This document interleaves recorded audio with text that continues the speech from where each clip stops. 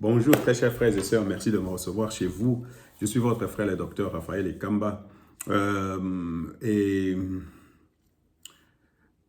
il y a beaucoup d'actualités, il y a des choses qui se passent euh, sur, sur place à Kinshasa, ici en Europe et tout ça. Donc, voyons, il y a beaucoup de choses vraiment ces choses-là ne peuvent pas nous laisser indifférents parce que nous, on aime le Congo. Donc, nous, on aime vraiment le Congo.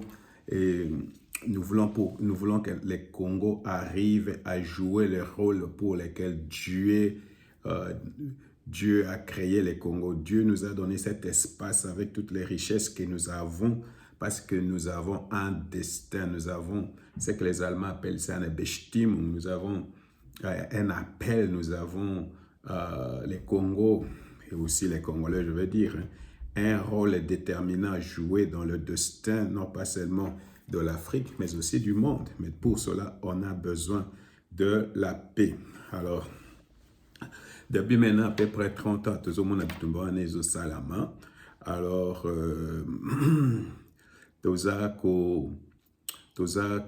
komona que non, depuis un certain temps, vraiment il y a des positionnements. Alors, comment qu'on a fait la guerre, malgré toutes les déconfitures, malgré échec, malgré vraiment des moments de déception, des moments de tension, des moments de doute. Vraiment, qu'on a fait la guerre, c'est que Bible et l'Obaka, ou bien ce sont les gens qui disent dans quelque chose le malheur est bon, ou il y a ou bien la Bible dit tout concourt au bien de ce que Dieu aime. Et c'est ce que je suis en train, vraiment, c'est la leçon, c'est quelque chose, la leçon que je suis en train de tirer de cette guerre, la énième avec les M23. Alors, dans un monde que nous, pensa positionnement ezo salama na Congo wana. Alors, d'après mon analyse, guerre oyo esali que non toyeba qui est pour le Congo et qui est contre le Congo, qui est équilibriste et qui ne l'est pas et qui est opportuniste. Donc, nous avons la scène politique congolaise vraiment divisée à ces quatre catégories. Catégorie à Liboso, ce sont les gens qui sont contre le Congo. Alors, les gens qui sont contre le Congo. Alors, on a Batonini baza contre le Congo. Alors, Bato à Liboso, nazo kanisa baza contre le Congo. Ce sont les gens qui font tout pour dédouaner le Rwanda. Ce sont des gens qui font tout pour s'opposer aux sanctions. Ce sont des gens qui pensent qu'ils s'opposent à Tshisekedi. Et pourtant, bayebi bien que non, ce n'est pas Tshisekedi qui s'oppose, mais ils sont en train de faire le lit à l'ennemi. C'est vraiment, c'est la 5e colonne, c'est l'ennemi intérieur. Alors, Batouana Poyi Bango, il faut que non, Bango condamne à Rwanda. Jamais condamne à Rwanda. Il y a au moins 10 000 morts aujourd'hui, je venais de l'apprendre dans le rapport de l'Union européenne. Au moins 10 000 morts. Ils ont parlé même peut-être de 11 000 morts.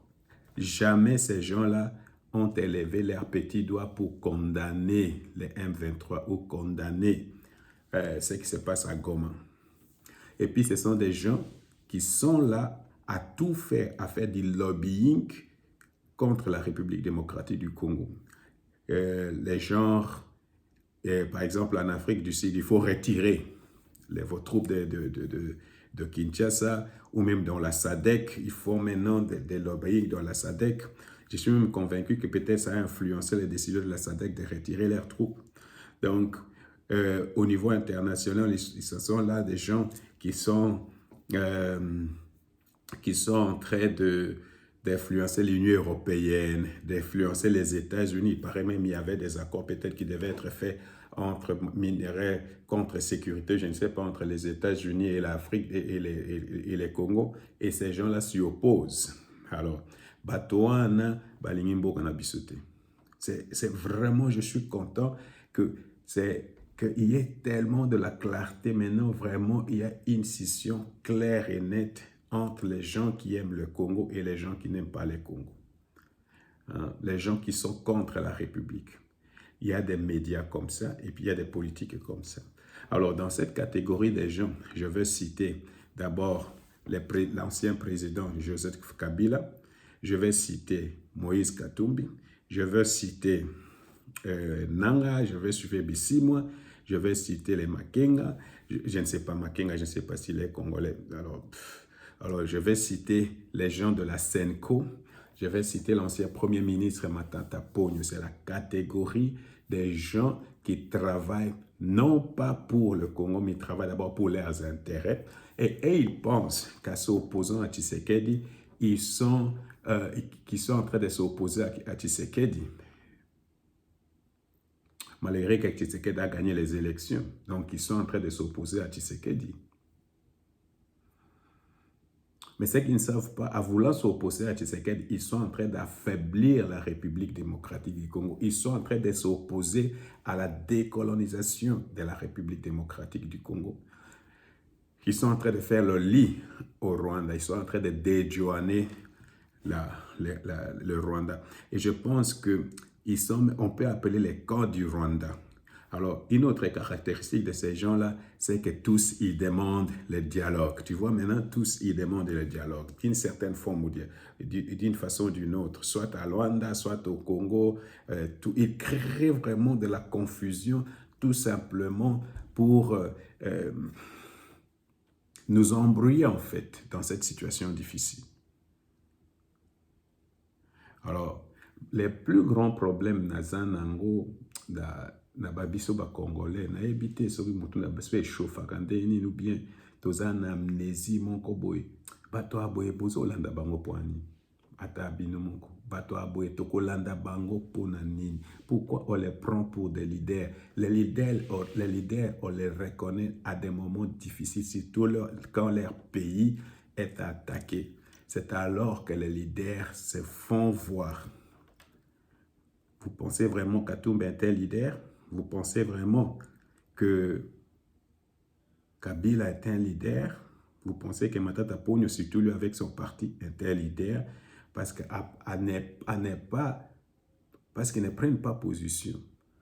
Et l'impression que j'ai, ce sont des gens qui veulent venir au pouvoir par les armes.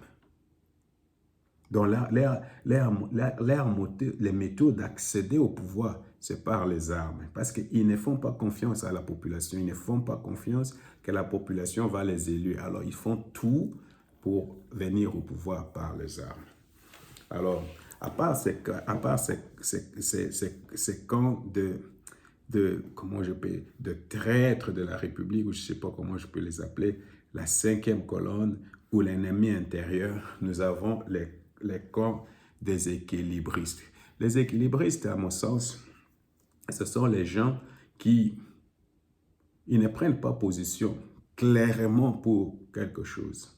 Ils ne sont ni pour la guerre, ni contre la guerre, ni pour les négociations, ni contre les négociations. Alors, ils sont en train de danser comme les Allemands ici disent sur 2 mariages. Ou comment je peux dire, ce sont des gens, ils ont un pas dans le bateau, un pas dehors. Vous voulez savoir qui sont ces gens? Ça, c'est mon analyse personnelle. Je ne sais pas si c'est vrai ou pas. Écrivez dans les commentaires. Je vais lire tous les commentaires pour m'aider à améliorer. Même les commentaires les plus critiques, je vais le lire.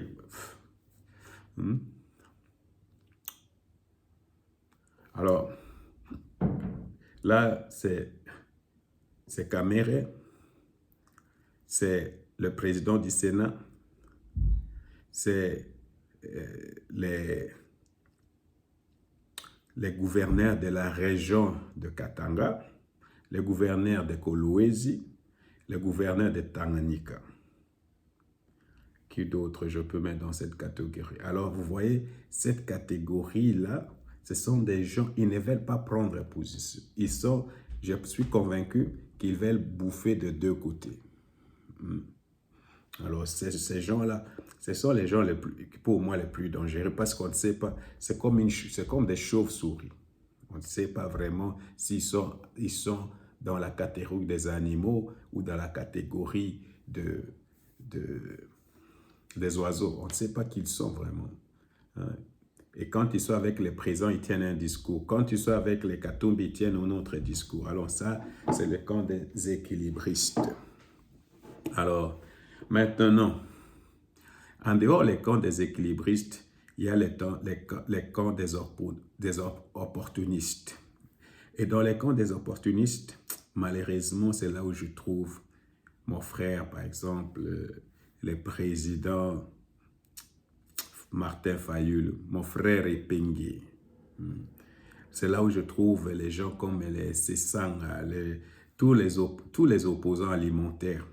Alors tu vas voir que avant ils étaient contre le Rwanda, tout à coup ils sont maintenant pour le dialogue. Vous êtes Jean-Marc Aboud, vous êtes une opposition non armée. Votre lutte est non armée, non violente. Mais vous acceptez, vous poussez les gens à aller négocier avec une opposition armée. Pas une opposition armée, avec une rébellion, avec les agresseurs. Alors vous avez dénoncé l'agression et vous acceptez maintenant de vouloir vraiment, ça m'étonne même, je ne comprends pas. C'est pourquoi la position des Fayulu, je ne comprends pas. Ça m'a toujours vraiment, c'est pour moi comme c'est pour moi un phénomène que je n'arrive pas à comprendre, qu'il danse partout, il n'a pas de position ferme. Le Rwanda, vous l'avez cité, ce qui est bien. Maintenant, vous demandez d'aller négocier. Je ne sais pas si c'est la Senko ou je ne sais pas qui vous... Alors, pour moi, c'est le cas des opportunistes.